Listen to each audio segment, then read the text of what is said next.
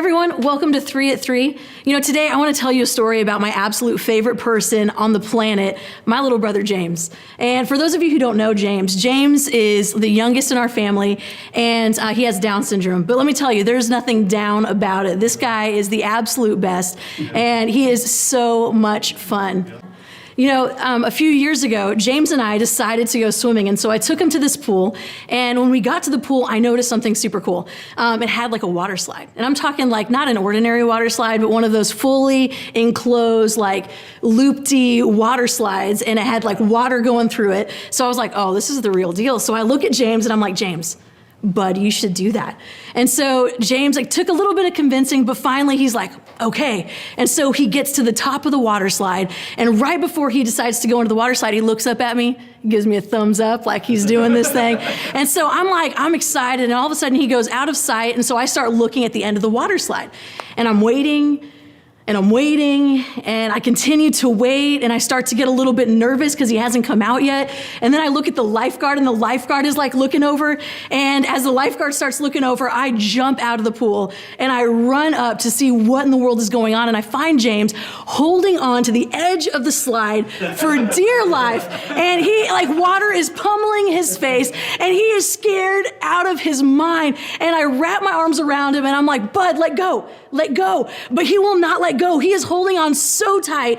And I know that the reason he is holding on so tight, the reason that he will not let go, is because that is the only thing he can control in a situation that is completely out of his control. He knew that once he let go, he wouldn't know what was going to happen. And he didn't realize that I actually had my arms around him. He didn't realize that as soon as he let go, I was going to pick him up and bring him to safety. And as soon as he let go, I grabbed him and I brought him out of the slide. And he looked at me and he smiled and he gave me a huge hug and he said, Tiff, you saved my life. You saved my life. And it was an incredible moment for our relationship. It was incredible.